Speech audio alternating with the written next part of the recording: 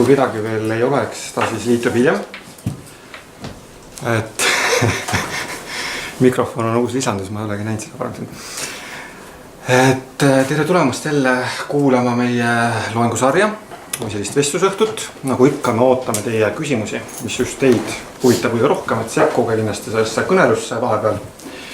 Ja täna me siis räägime usujõust ehk kuidas religioon siis vaatab surma peale, kuidas erinevad religioonid surma tõlgendavad, mis juhtub peale surma ja milline on üldse eestimaalaste religioossus. Et meil on siin hea meel näha siis Tartu Ülikooli usuteaduskonna religioonisotsioloogia vanemteadurit, kes on just nimelt Eestile pannud oma uuringutes rõhu, et kuidas eestimaalase usunägemus on siis muutunud läbi aegade. Ja just nimelt tänapäevased sellised uskumused ja arusaamad, et kust nad üldse pärinevad ja kuidas nad tulevad. Et jah, et sellised märksõnad, mida ta on siin uurinud, eestlased usulises pöördes, asenduskristsus, uus vaimsus. Eestlase religioossus väljendub individuaalsel viisil. Et ma loodan, et sellele kõigele me saame siis mingeid vastuseid ja ta lubas ka rääkida sellest, kuidas need erinevad nägemused või usundipildid siis meieni üldse jõuavad, kust kohast ja miks ja annangi siis sõna. Jah, et tänase loengu või ütleme sellise võib-olla vestluse siis teemaks on jah, et välja pakutud minule usujõud ja küsitud siis või ütleme sellise sissejuhatava küsimusena, et kuidas pakub usk või erinevad religioonid lohutust surma korral, siis kohe alguses võib öelda, et ega ütleme need erinevad kujutlused, mida erinevad religioossed maailmavaated siis surmast või ka elust või eksistentsist pärast surma pakuvad, ega mõned neist ei olegi väga lohutavad üldse. Ja need ei ole ka väga sarnased olnud omavahel, kuigi vahel on ka selline ettekujutus, et iga religioon ajaloos siis on õpetanud, et inimesel on hing ja see hing siis jääb pärast surma alles ja läheb siis sellisesse surnute riiki, kas on siis paradiislik või ütleme selline hirmutav.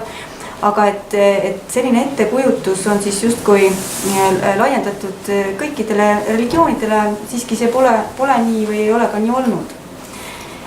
Et meie kultuuriruumis on muidugi üsna levinud tänagi veel selline kristlik ettekujutus, et inimesel on hing ja kui inimene sureb, siis vastavalt sellele, kuidas inimene oma elu on elanud, läheb tema hing kas siis paradiisi või põrgusse.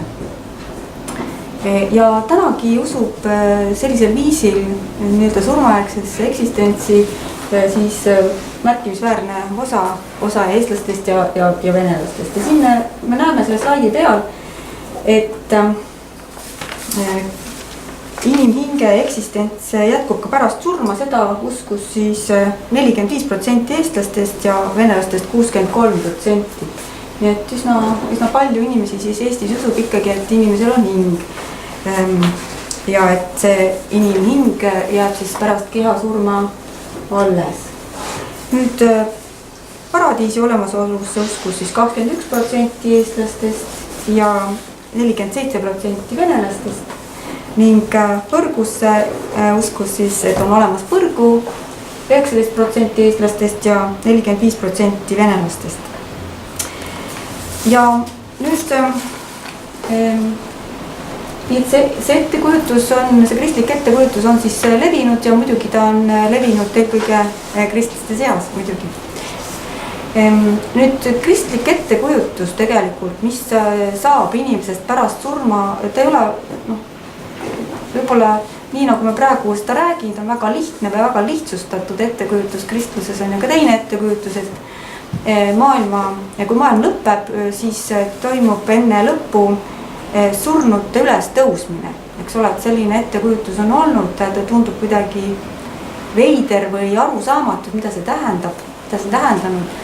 Ja see siis tõepoolest tähendab siis seda, et inimesed surevad, siis nad lähevad puhkama justkui ja maailma lõpus nad äratatakse kõik ülesse ja siis tuleb viimne kohus, ehk siis need, kes on elanud oma elu nii-öelda õieti või heade inimestena, need siis saavad igavese eksistentsi paradiisis ja teised hinged, kes on olnud siis eksinud millegi vastu või olnud siis teinud halbu tegusid, nende hinged hävitatakse. Ja kristluses on olnud nii-öelda siis 2 kujutlust paralleelselt. Nii hästi see, et inimesel on hing ja see läheb pärast surma. No need keskajal oli selline ettekujutus, et inimese hing läheb puhastustulle ja alles pärast seda, eks ole, pääseb ta siis paradiisi või siis läheb põrgusse, eks ole. Ja teine on siis seesama surnud ülestõusmise ettekujutus. Ja need on tegelikult 2 paralleelset ettekujutust, mis tähendab siis seda, et nad on tulnud tegelikult kristlusesse 2 erinevast allikast. See ettekujutus, et inimene sureb ja tema keha nii-öelda tegelikult äratatakse ülesse, on pärit juudiusust ja tuli kristlusesse juudiusust ja seda tegelikult usuvad ka tänapäeva Jehoova tunnistajad endiselt, et nad väidavad, et inimesel ei ole hinge, inimene ongi see keha, eks ole. Kui keha sureb, siis ta läheb nii-öelda magama ja siis maailma lõpus Jumal hävitab, eks ole, maailmaga, enne seda äratatakse kõik surnud üles viimseks kohtuks. See on siis selline väga piiblipärane ettekujutus, mida õpetavad siis täna meil ka Jehoova tunnistajad. Ja teine ettekujutus, et inimesel on hing ja see hing pärast surma ta läheb, eks ole, kohtu ette, kus ta siis mõistetakse kas paradiisi või põrgusse. Tegelikult selle ettekujutuse päritolu on Egiptuses, et esimesena tekkis selline ettekujutus antiikmaailmas Egiptuses ja see ettekujutus siis tuli kristlusesse seda kaudu. Nii et selles mõttes me kohtame siis kristluses 2 paralleelset ettekujutust, mis on siis säilinud mingil viisil tänaseni ja mingil viisil on nendesse mõlemasse ettekujutuse uskujaid ka täna Eestis niimoodi. Nüüd, kas teil on mingeid küsimusi tekkinud kristlike ettekujutuste kohta, sellepärast et ma läheksin edasi natuke teiste ettekujutustega? Ma tahan korra öelda või kommenteerida, aga kuidas just selle aja inimesed seda nagu mõtestasid, et näiteks lapsed hakkasid, mu täna käid surmahariduse programmis ja 12-aastased ja ma rääkisin ka neile sellest ülestõusmisest ja siis nad hakkasid kohe küsima, et kuidas ta sealt mulla alt välja saab. Et see on, ta on nagu seal kinni ja edasi ta hakkavad niimoodi mõtlema, eks. Et kas siis tol ajal on ka ju, inimesed teadsid tegelikult, et see keha ju laguneb seal sees ära ja et kas see on lihtsalt selline nagu uskumus, aga ega ta ju päriselt omaks ei võetud. Mingisugune reaalsustunnetus või taju oli või kas on selle kohta midagi teada? Kas inimene võis mõelda sellest?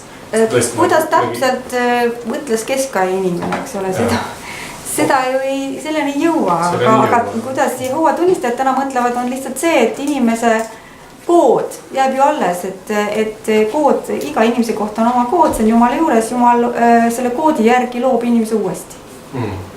Ja et selles mõttes ei ole probleem. Et küll need inimese koostis osas sellest maailmaruumist kõik kogutakse jälle.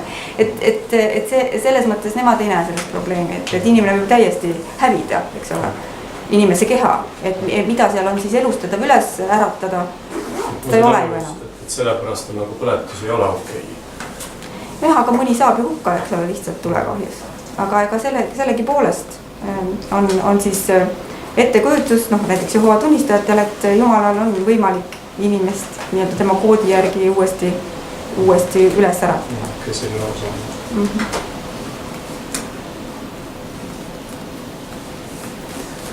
Võib-olla pärast poole tuleb rohkem küsimusi. Jah, et kui me nüüd liigume edasi, eks ole, need ettekujutuste kaupa, siis tänapäeval tänapäeval muidugi isegi siis, kui väga ei usuta enam seda paradiisi ja põrgu varianti sellisel lihtsal kujul. Tänapäeval pigem usutakse seda, et inimese seisund pärast surma. No näete, eks ole, hinge usub palju rohkem inimesi kui paradiisi ja põrgusse ja usutakse ka seda, et inimeste tegudel on mõju surmajärgsele eksistentsile. Et inimeste tegudel on mõju tema surmajärgsele saatusele. Eestlastest uskus sellist ettekujutust 28% ja venelastest 57%, see on see tegude mõju tulp siin, eks ole. et neid on rohkem, kes usuvad, eks ole, hinge eksistentsi ja tegude mõju, ehk siis tänapäeval jah, et ütleme sellist väga lihtsustatud ettekujutust paradiisi ja põrgusse väga paljud inimesed ei jaga, eks ole, ometi usuvad, et inimesel on hing, inimese hing elab keha surma üle ja nüüd tema saatus või missuguseks kujuneb ta saatus pärast surma ei sõltu nüüd mitte nii väga võib-olla sellistest käskudest, keeldudest või ütleme sellest nendest ühiskondlikest normidest, kas ta nende normide järgi on elanud, kuivõrd meeleseisundist, milles inimene elanud on või milline on tema ütleme, meeleseisund surres.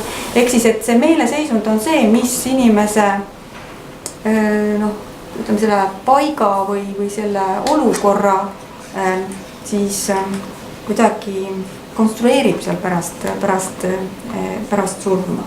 Selline ettekujutus on rohkem levinud ja muidugi on siis levinud ka see ettekujutus, et inimene sureb, siis mõnda aega on ta seal nii-öelda teispoolses maailmas ja siis sünnib uuesti. Ja see on nüüd eestlaste seas ka üpriski levinud ettekujutus, reinkarnatsioon ja reinkarnatsiooni uskus siis, et inimese hing sünnib pärast surma siia maailma uuesti, eestlastest uskus siis 41% ja venelastest 52%, et see nii on, et ligi pooled eestlased siis uskusid reinkarnatsiooni. Ehk siis, et tänases päevas on siis lisandunud ütleme nendele kristlikele ettekujutustele, hinge ettekujutusele on lisandunud ettekujutus ümbersünnist.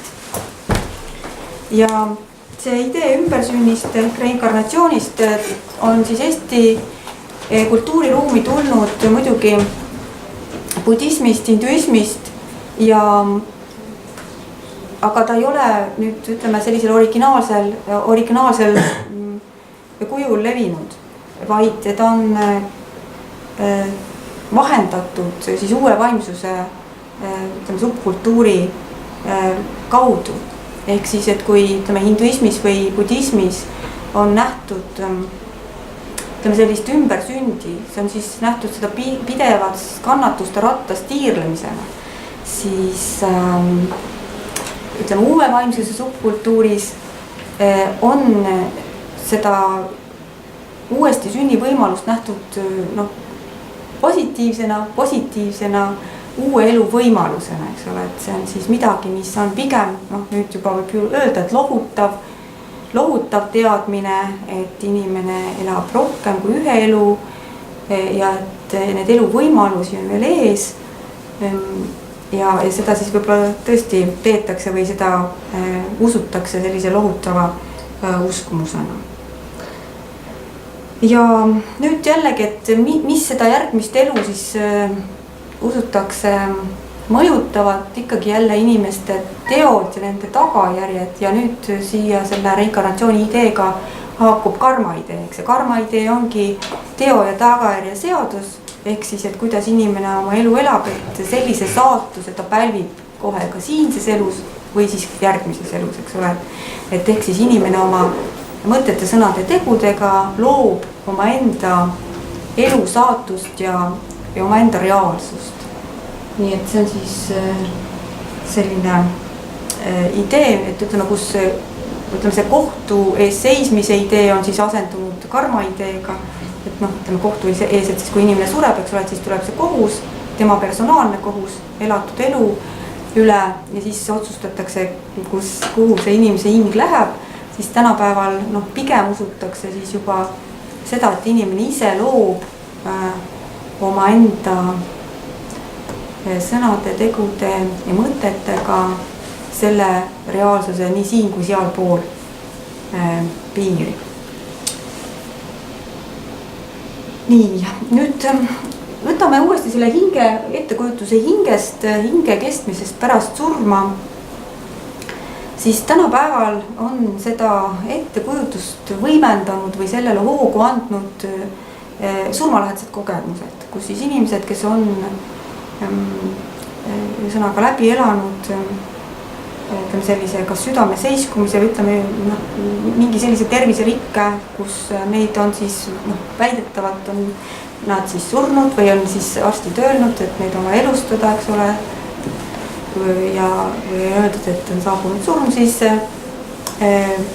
ja ometi nad ise seda kõike mäletavad ja mäletavad ka seda nii-öelda teispoolsus käiku, ühesõnaga sellised kogemused ja need kogemusjutustused, mida siis räägitakse, need on väga tugevalt siis võimendanud ja andnud jõudu ettekujutusele, et inimese hing on olemas, inimesel on olemas hing ja see siis elab inimese surma üle ja ütleme, siirdub siis sinna teispoolsesse maailma, teispoolsesse eksistentsi, nii et see on nüüd siis lisandunud allikas erinevatele religioossetele allikatele, sellise meditsiinilise taustaga võib-olla isegi allikas, mis siis selliseid uskumusi või ütleme usku eluste pärast surma ja hinge olemasolus tugevdab ja võimendab. Nii, kas teil on küsimusi?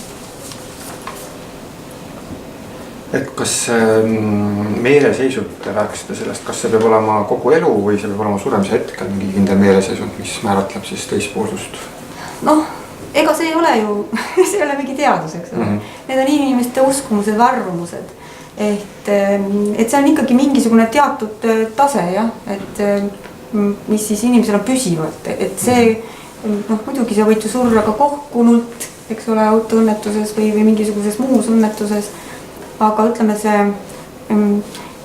kui lähtuda näiteks budismist, eks ole, kus tegelikult sellist hingekujutlust üldse ei eksisteeri, näiteks kristluses või nagu näiteks lääne kultuuris, et inimese hing, see on midagi püsivat.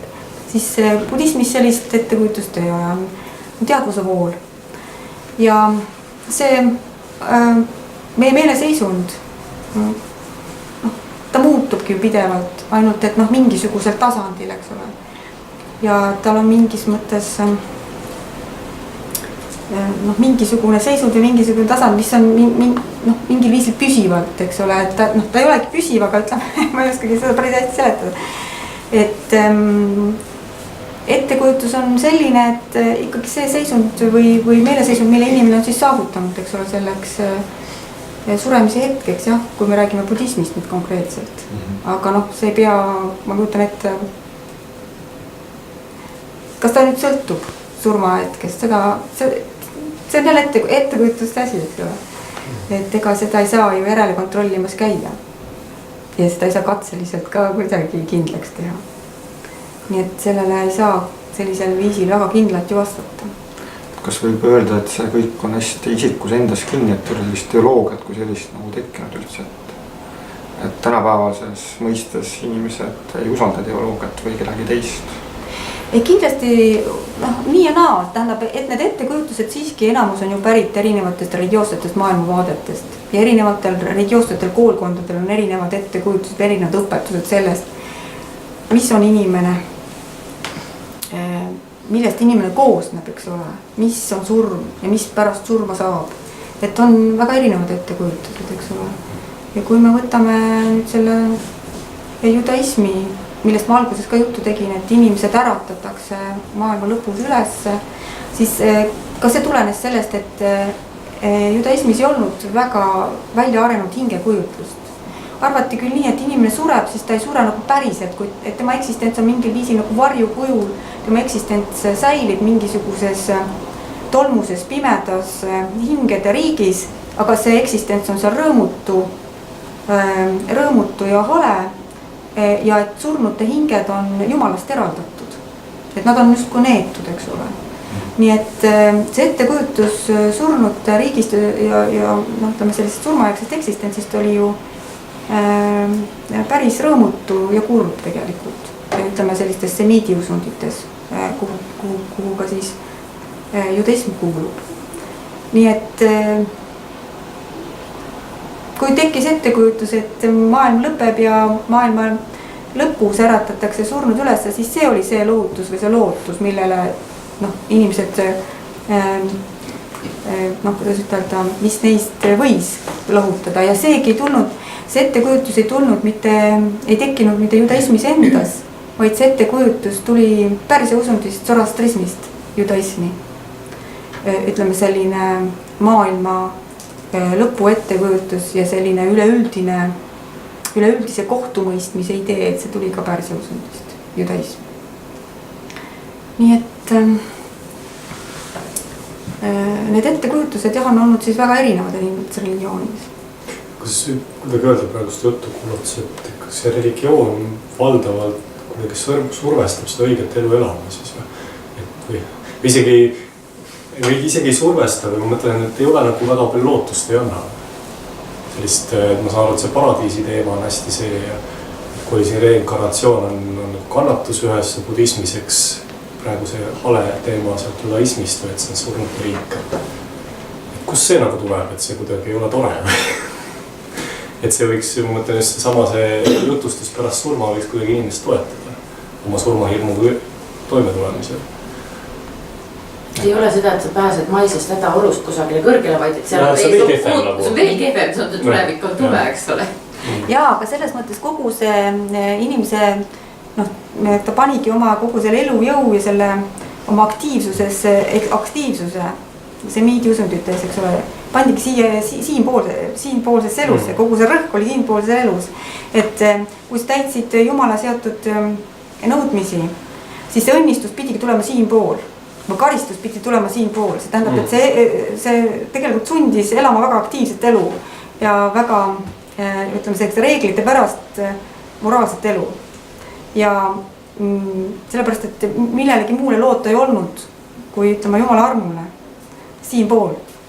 Ja millegi muule loota ei olnud. Ja aga see kergitas üles tegelikult väga tugevalt sellise Jumala õigluse idee. See oli väga terav probleem selles mõttes, et inimese kogemus ütles seda, et ma olen olnud hea inimene. Ometigi minuga juhtuvad õnnetused, eks ole. Ütleme, mu lapsed jäävad haigeks, surevad, ma kaotan oma vara, eks ole, ma pean nälga tundma. Ütleme, mu kariloomi, eks ole, tabavad mingid haigused, eks ole. Et see tekitaski, kogu see semiidi maailmas tekitas tohutu sellise Jumala õigluse probleemi. Kas Jumal on õiglane? Ja sellest, kuidas öelda, ja sellest kerkib ka üles selline täiesti üle rõhutatud süüteadvus või süütunne.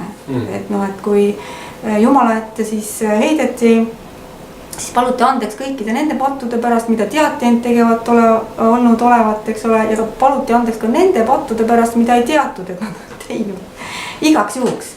Sellepärast, et mine tea, et võib-olla on tehtud pattu, mida ei tea, aga Jumal paneb pahaks ja karistab. Ja hiljem muidugi, judaismi hiljem tulebki nii, zoroastrismist tulebki see üleüldise kohtumõistmise idee, eks ole, see mingisugune leevendus või mingisugune lootus, et õiglus seatakse maailma lõpus siiski jalule, et need, kes on elanud õigesti ja õiglast elu, et need pälvivad igavese paradiisliku elu ja teised, kes on olnud kurja teinud, et need siis, nende osaks on igavene hukatus. Hiljem muidugi tuleb judaismi ka hingeidee, ütleme selline individuaalse kohtumõistmise idee, et igale inimesele, mitte ei tule see ka üleüldine kohtumõistmine kõikide inimeste üle, kes on elanud, vaid et iga inimest ootab individuaalne kohus pärast tema surma, eks ju. See idee tekkis Egiptuses ja see jõuab siis lõpuks ka judaismi ja hiljem kristlusesse. Nii et kahest allikast need ideed tekkisid siis tol ajal, antiikmaailmas. No aga kindlasti on mingid religioone, mis vaatavad rõõmuga nagu sellele nii-öelda tulevikule teispoolses. Või ei ole? See on alati ebakindel tegelikult. Alati, läbi inimkonna ajaloo on olnud see inimene ikkagi teadmatuses, mis teda seal ees ootab. See ei ole olnud päris rõõmus ja kindla peale minek ju. Võib-olla mõnel üksikul isikul võib see tunne olla, et see maine elu on palju halvem kui see, mis teda seal ees ootab. Subjektiivne tunne võib ju selline olla. Aga religioossetes õpetustes sellist kindlust ei ole. Ütleme mingisugust tõotust, et jah, kindlasti on see teispoolne maailm. Tingimuslik. ja see on tingimuslik kindlasti. kas need Kreeka kangelased ja mul tuleb kohe meelde igasugused germaani hõimud, kus nad uskusid, et kui sa oled piisavalt vapper ja tugev ja sured seal lahingus, eks ole, nii-öelda see au mõiste, eks ole, on hästi tähtis, et siis sul on nagu parem teispoolsus kui teisiti elades või teiste tegudega. No vot seal ongi see idee, et tähendab, et kui me nüüd läheme nüüd sellest, ütleme nendest kujutlustest eemale, millest ma rääkisin, eks ole, mis puudutavad tänapäeva eestlasi, siis esiteks juba loodusrahvastel, võtame näiteks Siberi rahvad, siis seal ei ole ju üks hing, seal võib olla hingi mitmeid, ütleme ka Egiptuses oli nõnda, et inimesel ei olnud mitte üks hing, vaid hingi oli mitmeid. Ja nende erinevate hingede saatus on erinev. Inimene ei koosne mitte üksnes kehast ja hingest ja kristluses ka vaimust, eks ole, mis on siis mingisugune jumalik säde inimeses. Vaid et inimene koosnes siis väga erinevatest võimetest, eks ole, vaatame hing ja kehad kui võimet, siis neid hingi oli rohkem, eks ole. Ja nende saatus oli erinev ja ütleme nüüd ettekujutus sellest, kuhu need erinevad hinged lähevad, mis nendest saab üldse. Siis ütleme loodusrahvaste usundites või ka idausundites, ega siis paradiisi polnud üks ega põrgud polnud üks, eks ole, neid oli ka väga mitmeid variante. Või siis loodusrahvastel see ei pruukingi olla paradiis või põrgu, kuhu inimene läks, see oli lihtsalt teistpoolne maailm, vaimude maailm, kus võis samuti veel omakorda ära surra. Ja mis siis sai, eks ole, see on veel paralleelmaailmad või paralleelelud siis? Ütleme, et need vaimsed maailmad on mitu korrust üles, nüüd ütleme need põrgulikud maailmad, allilmad mitu korrust allapool, tähendab, et see ettekujutus oli tuntuvalt mitmekesisem nii hingedest ja nende saatustest kui ka siis nendest maailmadest, kuhu inimene läheb või need hinged siis õieti lähevad, eks ole. See inimene lahustus siis mitmeks osaks, eks ole. Ja samamoodi ütleme siis need samad germaanlased võis olla paralleelselt mitmeid ettekujutusi, kuhu inimese hing läheb ja need surmavallad nii-öelda ei pruukinud olla seotud sellega, ütleme mingisuguste moraalsete valikutega või samamoodi nad võisid olla seotud kas elukutsetega või selle tegevusega, millega inimene tegeles. Või siis ka tema au astmetega, et see teispoolne maailm võis olla samamoodi hierarhiliselt liigendatud, et need, kes olid kuningad siin pool, need võisid olla ka kuningad seal pool, eks ole, nii et neid ettekujutusi vaimsest maailmast ja surmajärgsest eksistentsist on olnud väga-väga mitmekesiseid, eks ole, mina räägin ainult nendest, mis puudutavad tänast Eestit, et milliseid meil siin on, milliseid ettekujutusi me kohtame, milliste järgi me elame. Selle graafiku ma tahtsin küsida, et kas seda on uuritud ka erinevas vanuses, ma kujutan ette, et see on praegu suur valim, eks teismelisest kuskile pensioniealise inimeseni ja sealt edasi. Et kuidas need ettekujutused on seal näiteks lastel ja kuidas on nii edasi, et kujuta vanusegruppidena, kas see pilt kuidas ta kujub? No üsna küsitlema hakatakse siis alates 15. eluaastast, et laste kujutlusi. Aga eraldi väiksema? Ja kindlasti, need gruppe saab välja tuua, need eagruppe saab välja tuua. Ja siis võib öelda nõnda, et need kristlikud ettekujutused, kes meil kristlased on, siis põhiliselt naised ja vanemad naised ja põhiliselt siis vanemad vene naised. Ja siis neid iseloomustab võib-olla rohkem need ettekujutused, aga kui me räägime venelastest, eestlastest, eks ole, erinevad, siis siin on näha, et venelased pooldavad kristliku uskumusi igasuguseid, mitte ainult neid, mis puudutavad inimese hinge ja surma, vaid igasuguseid kristliku uskumusi venelased pooldavad rohkem kui eestlased ja põhjus on siis selles, et nende õigusk on nende rahvusliku identiteedi osa, nad toetavad või usuvad kristliku uskumusi rahvuspõhiselt rohkem, aga eestlased vähem, eestlastel luterlus ei ole rahvusliku identiteedi osa, kuigi luterlus on eestlaste rahvuslust kujundanud küll väärtuste osas. Siis kui me võtame selle reinkarnatsiooni idee, siis siin enam väga suurt vahet eagruppidel ei ole. Sellepärast, et see reinkarnatsiooni idee hakkab levima, eks ole, nende inimeste seas, hakkas levima nende inimeste seas, kes olid siis noored 60-ndatel, täna nad on juba ise 70-ndates eluaastates vanemad. Et ka nende seas on neid, kes usuvad reinkarnatsiooni, eks see usk ümbersündis on üsna ühtlaselt levinud läbi eagruppide. Et noh, väga suuri kõikumisi ei ole.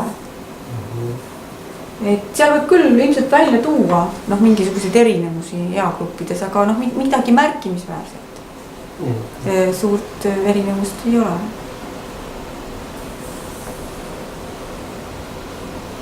Mõtle, kui suur võib olla protsent nendest eestlastest, kes ei usu üldse mis midagi. Et inimene lihtsalt on mädane mateeria ja pärast lihtsalt läheb faktorile. Mitte muud ei ole.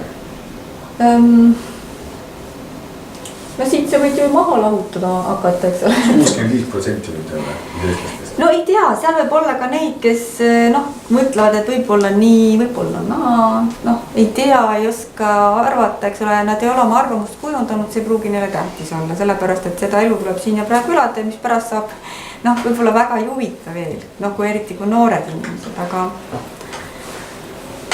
jah, aga võib öelda seda, et kes, ma ei mõtle nüüd üksnes neid uskumusi, vaid uskumusi üldse, siis võib ütelda laias laastus nõnda, et ütleme selline sekulaarsem seltskond, et palju neid on eestlaste seas, 1/3.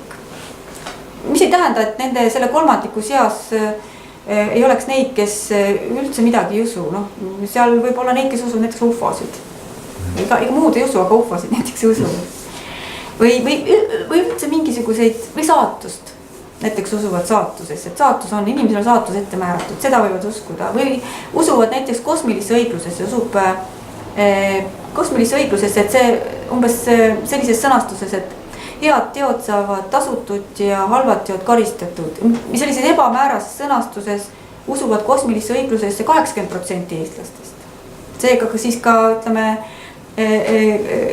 noh, ka sealt kolmandikust, ütleme sellisest uskmatust kolmandikust suur osa, eks ole, usub sellist printsiipi. Ja aga ütleme see kolmandik, ütleme selline suhteliselt osavõtmatu religiooni suhtes, selline kolmandik on püsinud alates 90. aastatest stabiilselt. Selline stabiilne kolmandik, ei huvitu nendest teemadest, aga ütleme nüüd 2/3. Osa nendest muidugi on väga sellised religioossed igas mõttes. Aga neid on väike osa ja ütleme 2/3 väike osa. Ülejäänud on sellised kõhklevamad või kahtlevamad, võib-olla nii, võib-olla naa. Mõnda asju usuvad, mõnda asju ei usu. See kuidagi käibki kaasas selle inimese psühholoogilise arenguga, ma mõtlen, et mingi hetk, kui hakkab see laps sellest surmast ja elust mõtlema, et siis ta mingi uskumus omandab oma keskkonnast selle kohta, et ma ei usu, et keegi käib nagu tühja kohaga täitsa ringi. See ei ole nagu üldse võimalik. Kui palju ta nagu teadvustab seda, mida ta usub, on ise asi. Ma ei tea, kas selle kohta on midagi lähemalt uuritud, kuidas see nagu kujuneb see uskumus lapses siis, mis ta nagu võtab omaks. Ma saan aru, et siin on väga palju seda religioosset perekonna tausta kuskil taga, aga samas need, millest te rääkisite, uue ajastu need arusaamad ja kosmiline õigus, see kuidagi Kusjuures Eestis ei ole väga seda perekondlikku tausta taga, kui te seda usute, eks ole, siis Nõukogude aja lõpuks, siis 90. aastate alguseks, kui mälu mind ei peta nüüd, ütleme, kas oli 85% inimestest ütlesid või 8, no ütleme mingi selline suurusjärk igal juhul, et nad on kasvanud mitte religioosses peres. Et tolleks ajaks olid ikkagi Eesti pered juba nii sekulariseerunud, enamus lapsi kasvas sekulaarses peres. Ja need, kes siis väitsid, et nad on kasvanud religioosses peres, nad olid lihtsalt Eesti ajal kasvanud. Eesti ajal suureks saanud, kus ütleme usuõpetus või religiooniõpetus oli nii kodus kui koolis. Noh, kodus mitte õpetusena, mitte sellise järjekindla õpetusena, vaid ütleme sellise kodukeskkonnas või religioossed uskumused tulla jutuks või kommetena ikkagi olemas olla. Noh, nii et need, kes siis kasvasid veel esimesel iseseisvuse ajal, nende kodune keskkond oli siis religioosne, noh, vähemalt nii paljud siis väitsid, et neil on. Aga enamus tänasest täiskasvanutest ei ole kasvanud religioosses kodus. Ja muidugi noh, võib-olla nüüd juba jälle nende kodude protsent võib hakata uuesti kasvama, eks ole.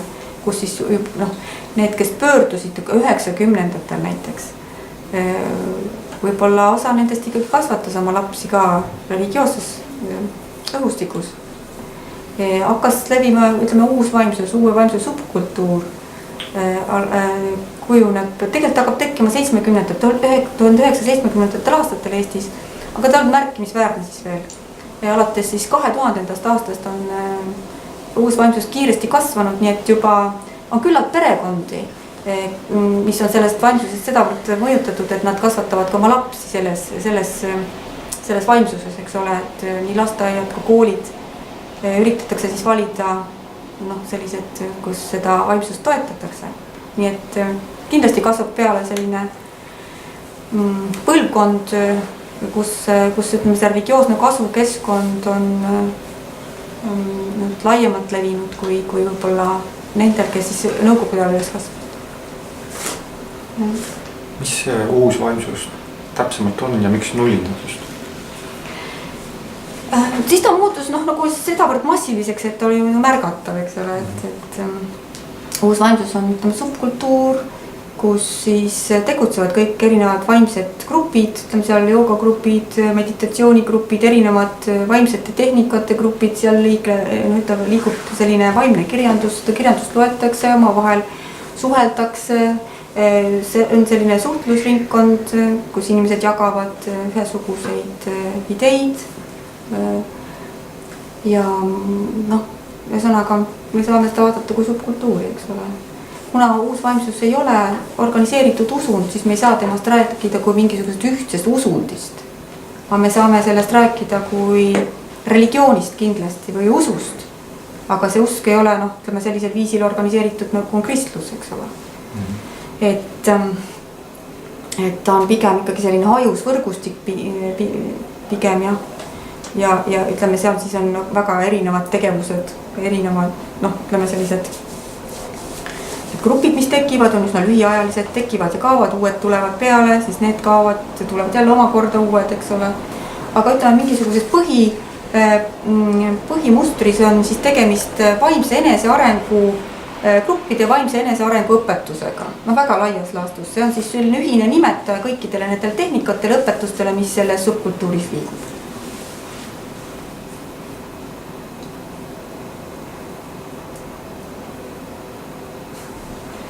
Äkki teil on veel küsimusi mingisuguseid?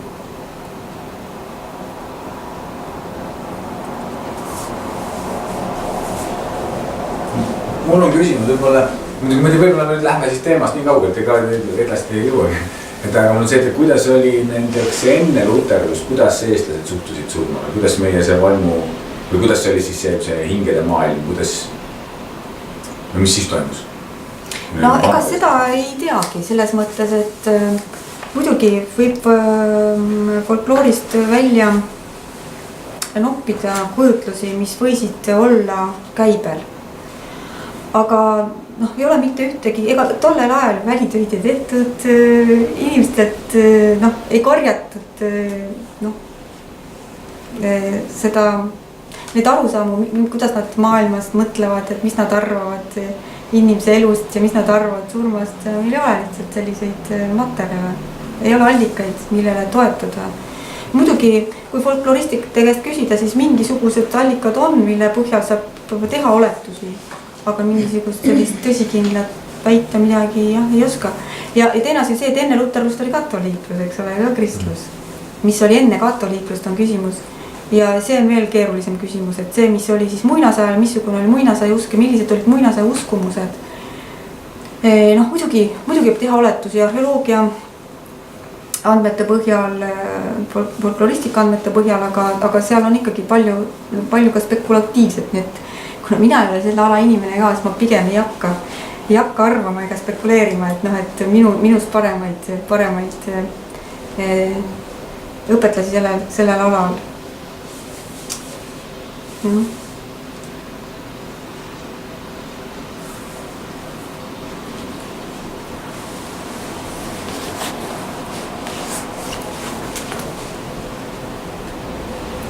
te siis ise arvate surmast ja hingest ja teispoolsusest?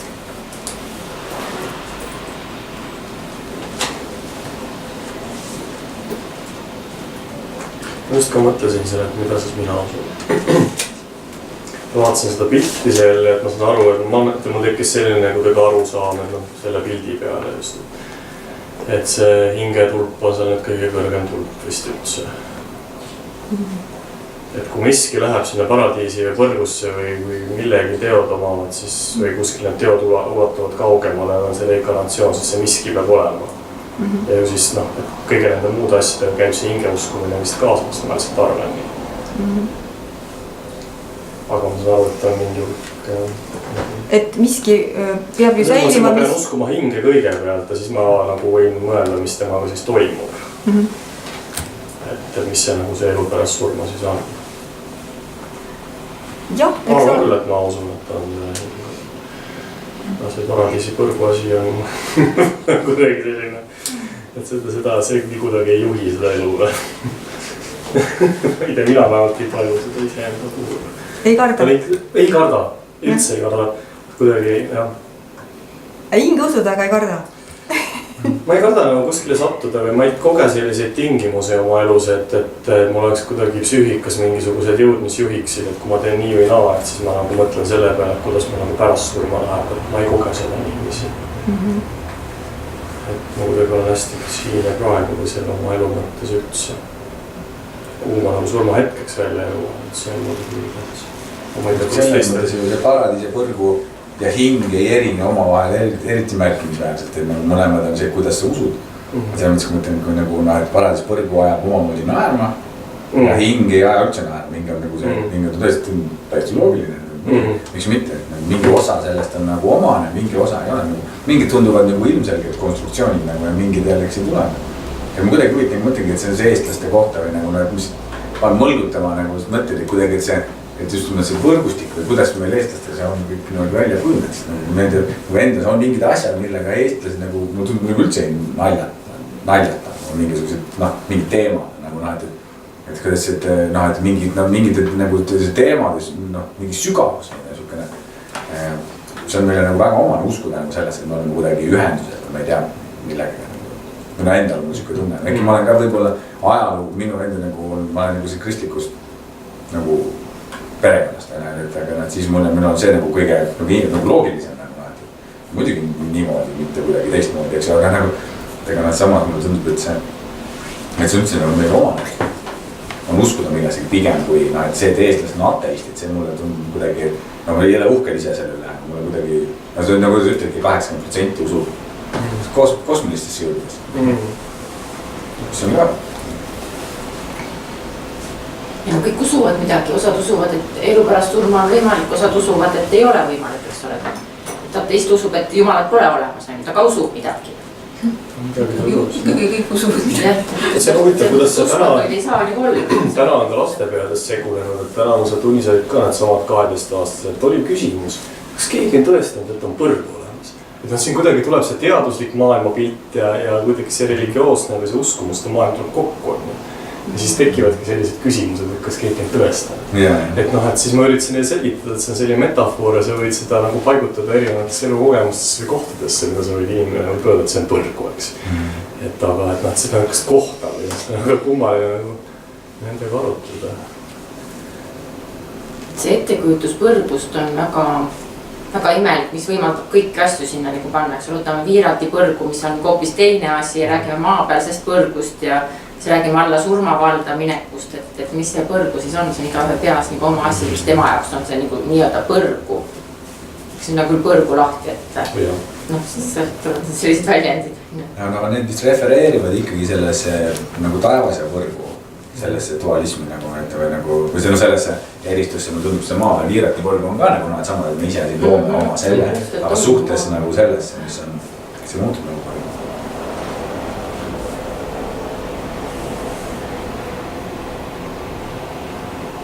Seda vaadates ikkagi tundub, et inimesed ju valdavalt usuvad, et midagi peale surma ka ikkagi juhtub meiega, eks ole. Ükskõik siis mis moel, kas ainult hingega või kehaliselt, et sellised, kes arvavad, et siin ja praegu ja kui ma panen silmad kinni ja enam ei tõuse, siis see ongi nagu lõpp, eks ole, siis mädanen ja kõdunen seal vaklade seas, et siis, et ma ikkagi valdavalt inimesed usuvad, et midagi juhtub ka pärast. Jään kummitama näiteks. no kas või. Ja mis tegusid ma selliseid teen, et ma äkki jään kummitama või pääsesid ära? Näiteks on 40 päeva, eks ole, siis alles vaim või see hing läheb ära. On nii, jah? Ja, et noh, nii kaua ta on siin nagu vahepeal, eks ole, et see on nagu õigusust tuleb seesama see 40 päeva see nagu ootus, et siis on alles hing läinud ära. Kui te mõtlete oma tutvusringkonna peale, et siis mis te oskate üldistada, et noh, et kas seal on rohkem neid, kes arvavad, et sured ära, midagi ei ole, et inimene ongi keha üksnes ja et teadvus on kehaline mingi funktsioon või on rohkem neid, kes arvavad, et ei, et seal ikka peab midagi olema või? Ma arvan, et see aja jooksul lihtsalt muutub, mida vanemaks sa saad, seda rohkem sa hakkad lootma. No lootma, aga lapsed siis sünnivad väga uskmatutena ja siis aja jooksul ikka muudkui lähevad, ma ei tea, minu kogemus see, et tänapäeva lapsed on väga maagilise mõtlemisega, kõik see lastekultuur, mida nemad siis täna tarbivad, et see on sellisest maagiast justkui üle ujutatud ja nende nagu mõtlemine on ka seda maagilist mõtlemist täis. See on siis nagu väline mõjutus ja siis sa saad täiskasvanuks ja siis sa hakkad ise mõtlema ja siis mingisugune hetkel sa jõuad sinna faasi, et sa otsid lohutust. Nii kogu ebaõiglusele, mida sa näed, kui ka sellele, et endal ei ole kuigi palju enam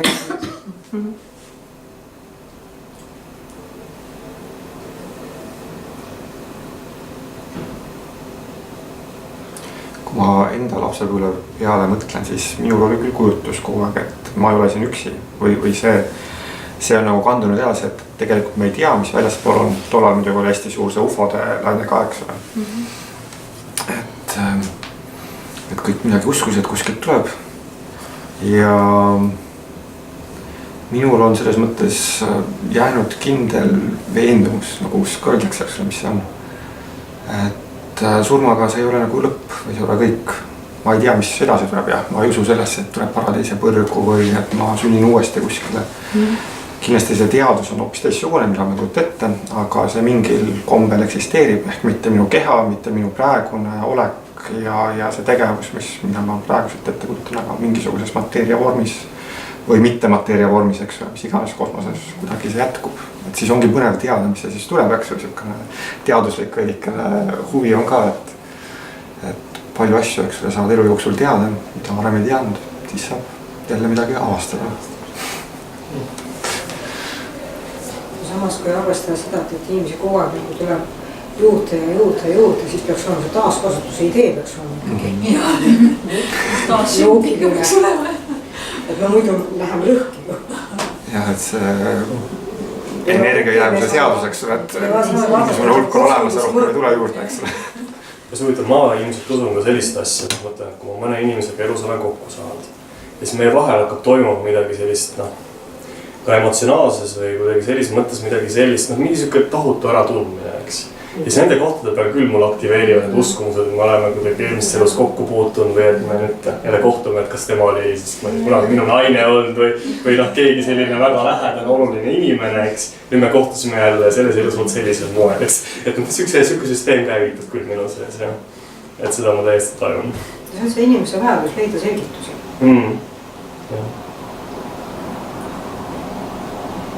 Kes ütleb, et see üks selgitus on nüüd vanem kui teine. Aga see põhimõtteliselt, et hinge uskumine ja ütleme, kui tegemist on paradiisi ja põrguga, siis seda võib küll nagu kristliku maailma ruumiga siduda, eks ole. Aga see hing ja siis see tegude mõju, see on üleüldine religioon. Või üleüldine vajadus lootuse järgi, lohutuse järgi. Minu jaoks isiklikult on nagu kõige räigem on aktsepteerida seda, kui täiesti süütu laps jääb kuskil tulle näiteks. Et kuidas sa seda selgitad, mille poolest see siis nagu õiglane on, miks temal nagu paremaid võimalusi siin maailmas ei ole. Ja siis sa võidki ennast lohutada sellega, et midagi paremat ootab ees või uus võimalus või... Selle koha peal ma olen seda uskumust kuulnud, et ta tuligi siia ellu selleks, et seda kogemust saada. Et tema hingeline see kogemus.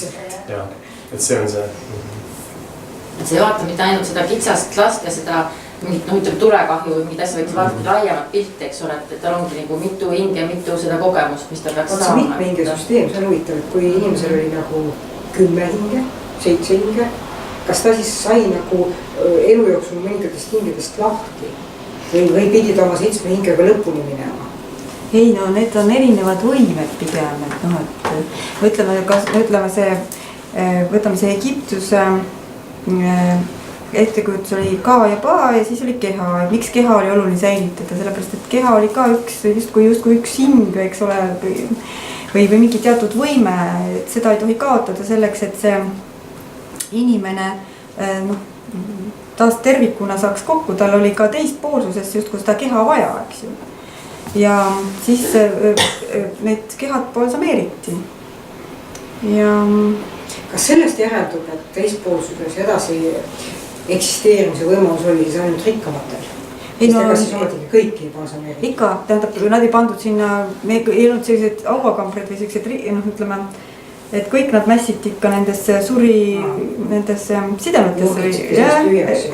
Võt seda ma ei oska öelda, seda ma ei tea, aga igal juhul need ikkagi see Egiptuse liiv ise juba säilitas ju keha päris hästi, siuke kuum liiv, aga ka tõesti seda peab küsima nüüd egiptoloogide käest, et kas kõik kehad balsameeriti. Aga ühesõnaga matus oli kallis ka vaese jaoks, mitte rikaste jaoks. Et ja ütleme see ka siis oli siis elujõud, vägi mingil viisil ja pa oli siis see, mis kandis seda individuaalsust. Nii et ega need hinged ei olnud selles mõttes mitte ei olnud 7 erinevat hinge, mis kõik kuidagi individuaalselt kandsid, vaid nad olid ikkagi mingisugused inimese mingite võimete personifikatsioon või midagi sarnast. Põhimõtteliselt see võime oli olemas, ta oli kas positiivne või negatiivne või aga plussmärgiga või miinusmärgiga. Ei olnud niimoodi, ei loodusrahvastel ta niimoodi ei olnud.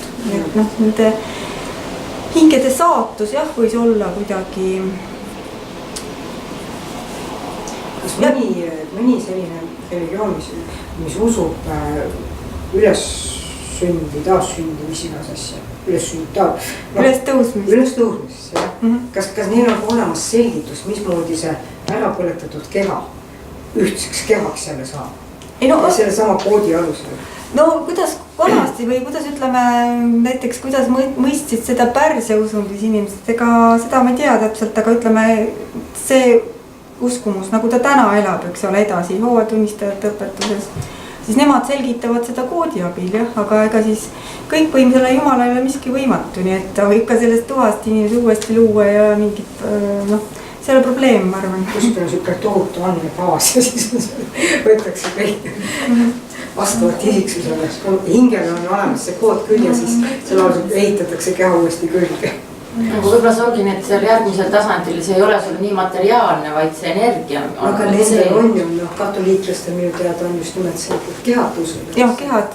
Kui sa vaatad ka neid pilte, mis on ma ei tea inglitest või seal pilvepiiril istumist, et see ei ole nagu see sama materiaalsus, mis on siin praegu. Meil ei ole see ülestõusmine veel kätte jõudnud. Et siis, kui ükskord see kohtu peale tuleb ja me hakkame kõik ja siis kogu see mass, kes siin on maa peal on elanud. Viimastes nartsudest siis nagu läheb sinna üles. Ma tahtsingi alustasin seda loengut, sellega on 2 erinevat uskumust, mis üksteist ongi nagu seganud või segadust tekitanud, et üks on see, et inimese keha sureb ja ta läheb justkui magama, eks ju, kuni selle hetkeni, kui ta üles äratatakse. See on üks uskumus lihtsalt, üks uskumus ja teine uskumus, teistsugune uskumus on see, et kui inimene sureb ära, tema hing läheb seda viimse, või ta mitte viimse, vaid läheb kohtu ette, eks ole, ja seal siis otsustatakse, et kas põrgu või paradiisi. Ja see on nüüd teistsugune uskumus, kus siis see hingekujutlus on olemas, aga see uskumus, et inimene sureb, ta keha maetakse maha ja need kehad äratatakse üles. Selles uskumuses seda hingekujutlust ei ole. Kas see keha on see kõige tähtsam asi siis? kas seal siis nagu seda hinge ja keha kokku ei viidagi uuesti? ei no inimesed, siis tähendab, kuidas Jehoova tunnistajad kujutavad paradiisi, seal ei ole hingekujutlus, et kujutavad paradiisi siis sellisena, et noh, et need, kes siis noh, Jehoova tunnistajad ühesõnaga siis pääsevad, eks ole, nemad pälvivad elu siin maal ja see elu ongi noh, nii-öelda kehaline elu.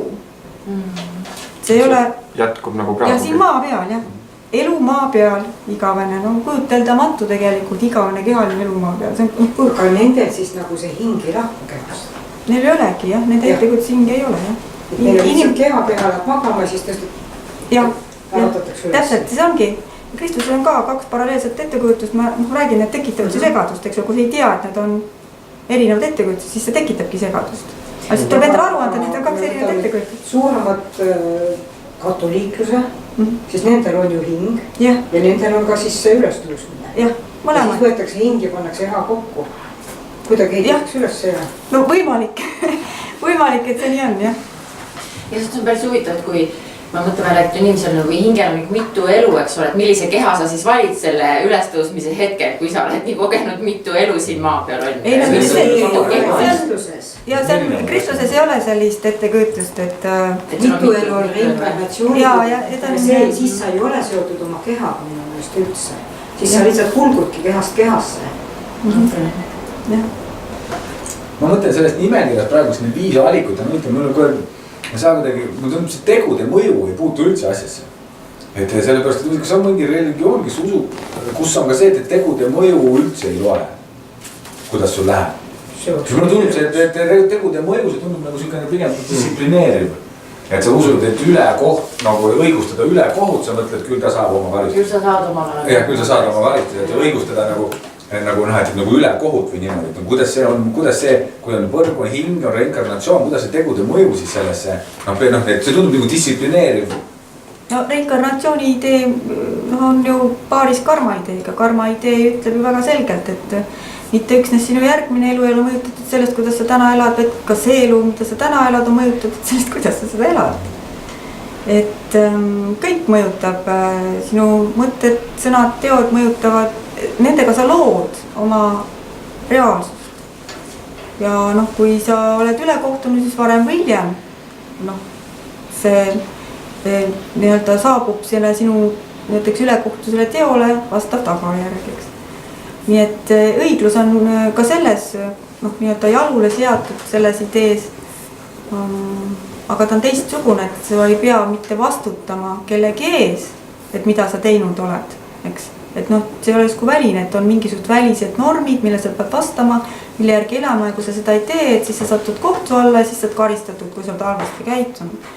Aga karma idee on see, et see on nagu vältimatu, et kui sa valesti elad, teed kurja, siis sellega sa lood endale ebasoodsat praegust elu ja tulevast elu. Ja selles mõttes on seal igal juhul see õigluse printsiip on kehtiv.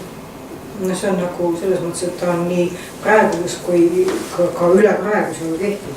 Jaa, ta nii siin elus kui järgmistes eludes kehtiv.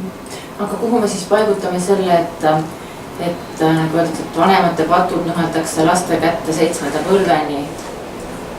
No see ongi see sama, et see on jälle judaism, eks ole, kus ettekujutust hingest ei ole, eks ole, et noh, et päriselt, noh, ütleme see inimene suri, tema, noh, ta ei surnud päriselt ära, tema nagu varjukuju või midagi jäi alles, eks ole, ja see selline rõõmutu eksistents jätkus, noh, pärast surma eksistents oli siukene hale, siis ja seal ei olnud nagu väga tugevalt ka see kohtumõistmise idee arenenud ja see selles mõttes, et just see õiglus siis seataksegi sel viisil nii-öelda järglas, kas siis lapsed, need järgnevad põlved, kas on siis õnnistatud või nuheldud. Eks ole, et see õigluse idee saab siis sel viisil seletatud kuidagi. Et see tähendab, kui ei ole seda tugevalt arenenud hinge kontseptsiooni ja seda kohtumõistmise ideed, siis jah, ei, no siis ongi see, et patud saavad nuheldud 7 põlve takkajärgi. Et sealt ta tuleb. et noh, et igal juhul Jumal Jahveed kujutati väga õiglase jumalana, kes pattu ei salli, kes karistab pattu ja noh, eks ta siis karistas. huvitav on see, et nende tabeltulpade juures paradiis usutakse natuke rohkem. Ja see on kogu aeg püsivalt niimoodi, see ei ole mitte ainult 2015, et nii kaua, kui seda küsimust on küsitud. See, kes usub paradiisi, väike osa nendest ei usu kõrgusse. Just täpselt.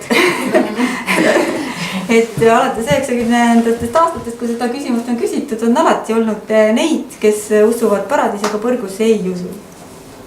Jah.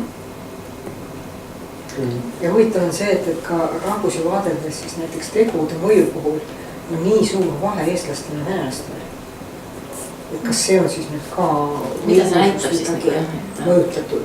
Kas õigeusust ja mingist meie usust? Jah, see on, ma arvan küll, et on mõjutatust ikkagi õigeusust ja sellest, et venelased on kristlikumad või usuvad kristliku uskumusi rohkem kui eestlased.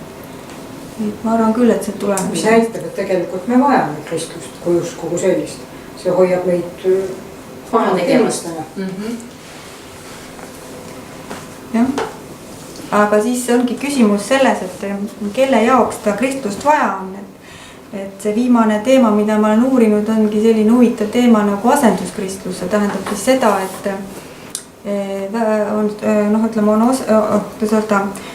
kristlasi on Eestis 20–25%, no see eestlaste seas 20–25%, no see sõltub siit küsimusest, mida küsida, et noh, et küsida, et kas te usute Jeesuse Kristusesse või siis 20% üldiselt usuvad, eks ole, aga kui küsida, et kas te peate ennast kristlaseks, siis 25% peab ennast kristlaseks, eks ole, et noh, et umbes sõltuvad küsimused. Aga tunduvalt rohkem eestlasi arvab, et kristlus võiks ikkagi määrata ühiskonnaelu norme ja et kristlus on kasulik ja on hea, kui meil säilib kristlik kultuur. Ja kui siis küsida, et miks, siis seal ongi just see, et erinevate põhjustel muidugi, aga üks põhjus on see jah, et siis ühiskonnas on moraalis reeglid selgelt sõnastatud ja seda on vaja just eelkõige teiste inimeste jaoks, mitte siis selle jaoks, kes seda arvavad.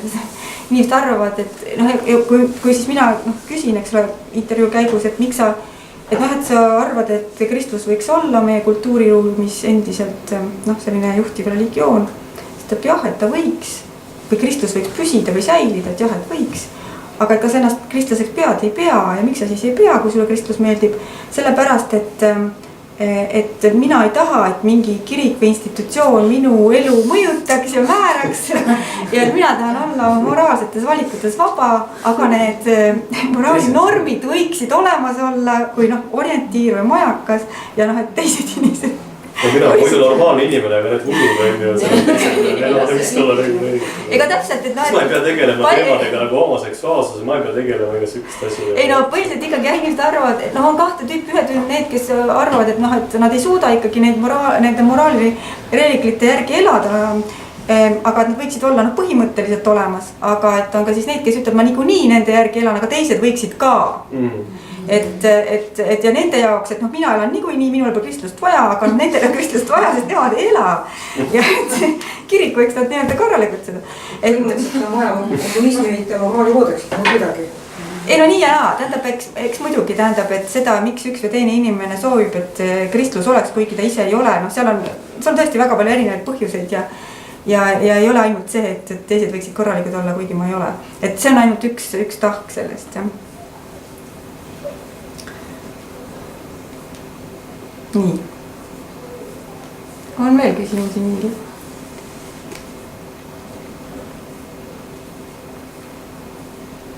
See reinkarnatsiooni uskumine, kas ta on kuidagi moodi siis põhimõtteliselt need inimesed, kes usuvad reinkarnatsiooni, kas nad on ka siis mingit moodi budismiga seotud või on see lihtsalt, et ma leian, et see on ebaõiglane ja ma tahan, et see nii ei oleks, ma tahan, et oleks uus võimalus.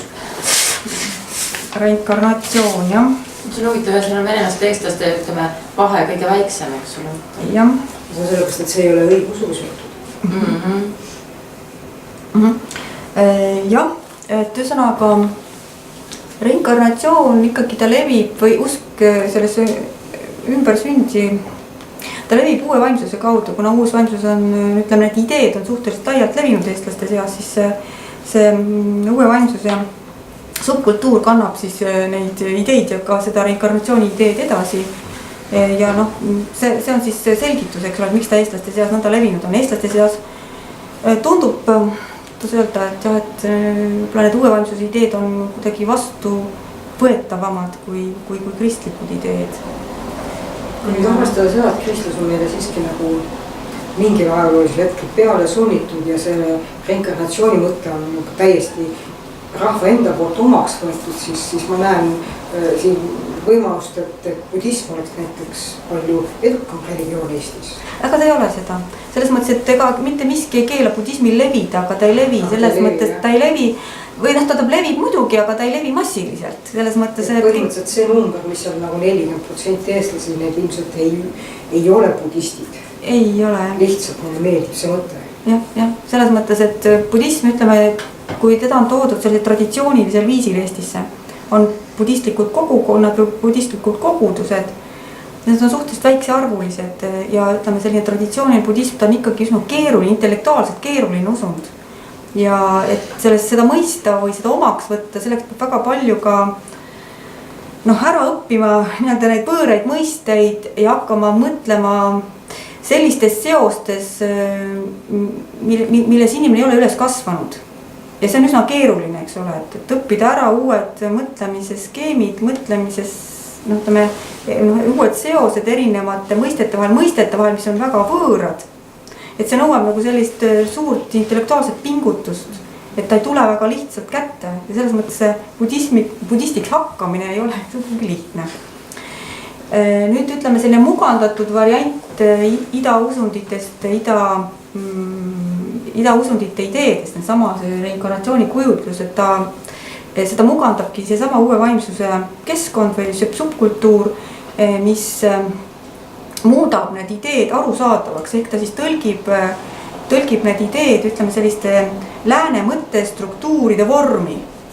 Või ütleme nendesse mõtteskeemidesse, mis meile juba niikuinii on omased näiteks koolihariduse kaudu. Ja seda kaudu tuuakse uut religioosset materjali sisse ja seda on kergem omaks võtta. Kui ütleme omaks võtta sellist traditsioonilist budismi näiteks. Või sellist autentset budismi, mis ei ole läänele kohandatud budism, et see on siis tunduvalt raskemini mõistetav. Kas te võiksite tuua mõne näite, kuidas ta koolihariduse kaudu võiks see siis meie lihtsamini jõuda? Ühesõnaga, palju sellest uuest vaimsusest ju seda levitatakse õpetustena. Ütleme niimoodi, et koolitustena, seminaridena, loengutena, nii nagu te omandate koolis haridust või ülikoolis, nii omandate te või niimoodi pakutakse või kuidas öelda, see müüakse ei ole hea sõna, aga ütleme siis ja küll müüakse uut vaimsust täpselt samas vormis, nagu lääne inimene on harjunud omandama haridust, eks, erinev teadmisi. Ja palju kasutatakse sellist sõnavaru, mis on pärit haridusest, mis on pärit teadusest, mis on pärit meditsiinist.